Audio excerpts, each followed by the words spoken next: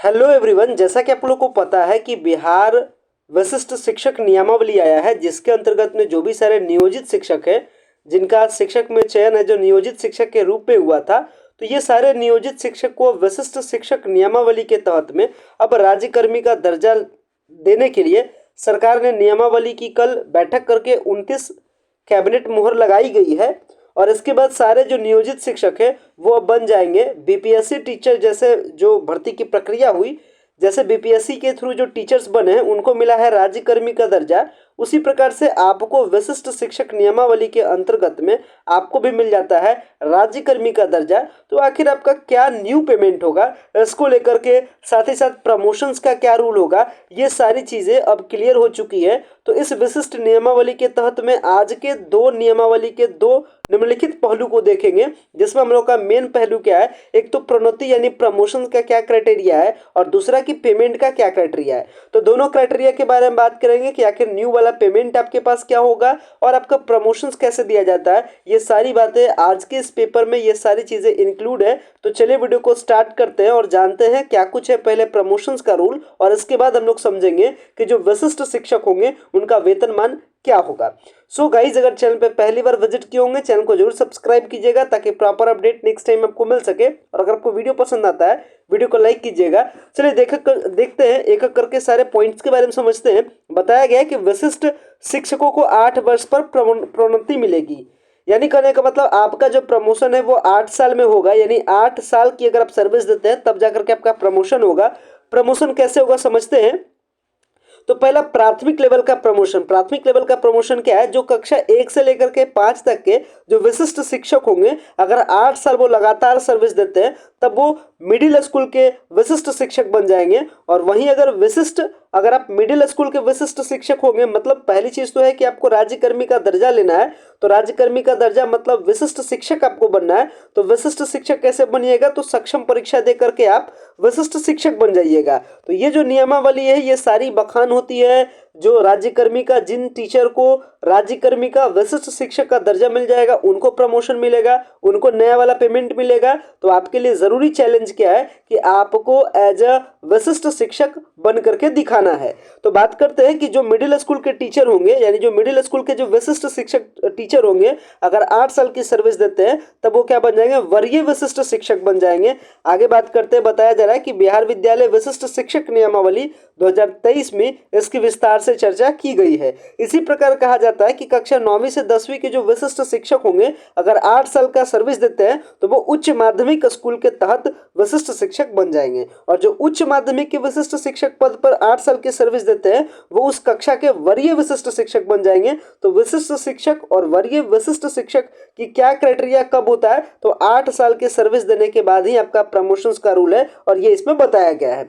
अब वही बात कर लेते हैं पेमेंट के बारे में कि नया वाला पेमेंट क्या होगा। तो देखिए, नया वाले पेमेंट के बारे में बात किया जाता है कि पहले बात कर लेते हैं डिफरेंस को लेकर के। जो नियोजित शिक्षक है यानी जो वर्तमान में काम कर रहे हैं, और इसके बाद जो सक्षम परीक्षा दे करके जो विशिष्ट शिक्षक बनेंगे उनका पेमेंट में क्या डिफरेंस चल रहा है, चलिए देख लेते हैं।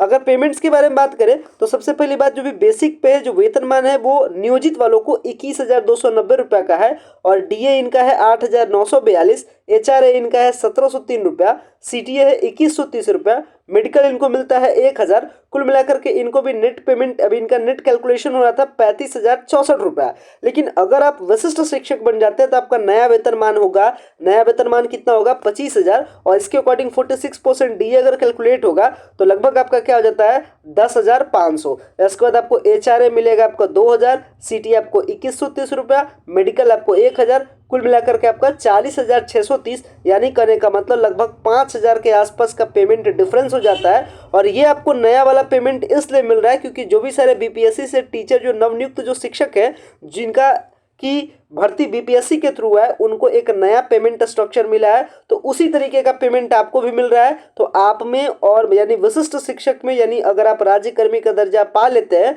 तो आप में और जो बीपीएससी के थ्रू जो टीचर बन करके आए हैं उनमें कोई डिफरेंस नहीं होगा। तो दोनों में कोई डिफरेंस नहीं है। आगे बढ़ते हैं, अगर आप मध्य विद्यालय में होंगे तो जो नियोजित शिक्षक थे उनका बेसिक पे था 22,480 रुपया का, डीए मिलता था 9,441 का, एचआरए मिलता था 1,798 का, सीटीए डीए मिलता था 2130 रुपया, मेडिकल मिलता था 1000, कुल मिलाकर के उनको पेमेंट मिलता था 36,849 रुपया। लेकिन यदि आप विशिष्ट शिक्षक बन जाते हैं तो आपको बेसिक पे मिलता है 28,000, डीए मिलता है 11,760, एचआरए मिलता है 2240, सीटीए मिलता है 2130, मेडिकल मिलता है 1000 और फिर आपको मिल जाता है टोटल 45,130 रुपये। यानी कुल मिलाकर के कहने का मतलब लगभग आपका जो डिफरेंस है वो लगभग 9,000 के आसपास का डिफरेंस तैयार हो जाता है। तो डिफरेंस का क्या वैल्यू है ये खुद से आप देख सकते हैं।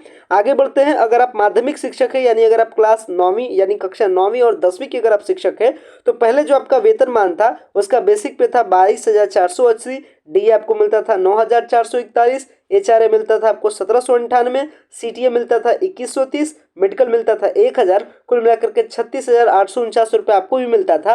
और जैसे ही आप विशिष्ट शिक्षक बन जाइएगा सक्षम परीक्षा दे करके तो आपका जो नया वेतनमान का जो बेसिक पे होगा वो होगा 31,000। इसके बाद डी आपको मिलेगा 13,020 रुपया, एचआरए मिलेगा 2,480 रुपया, सीटीए मिलेगा 2,130 रुपया, मेडिकल मिलेगा 1000, कुल मिलाकर के 49,630 रुपया आपके लिए सरकार आपको देगी।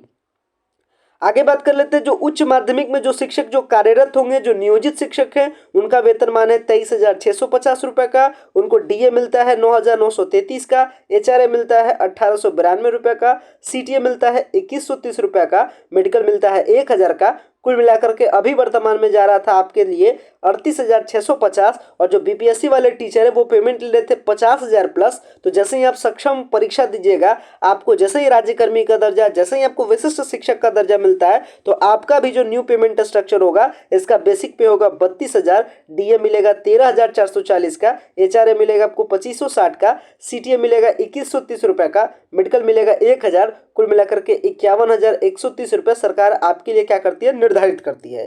तो कहीं कहीं ये जो टीचर का जो पेमेंट है, ये जो नियोजित और जो विशिष्ट शिक्षक का पेमेंट है इसमें थोड़ी बहुत और भी डिफरेंस आ सकती है। वो डिफरेंस कहाँ से हो जाता है, एचआरए के कारण, यानी हाउस रेंट अलाउंस के कारण। अगर आपका शहरी क्षेत्र में होगा तो 8%, यानी जो आपको 1,000 मिल रहा है वो डायरेक्ट 2,000, और अगर आपका रूरल एरियाज यानी ग्रामीण क्षेत्र में होता है तो आपको मिलेगा एचआरए आपको 4%। और ये जो कैलकुलेशन दिख रहा है इसी के अकॉर्डिंग आपका क्या होगा, पेमेंट का निर्धारण होगा।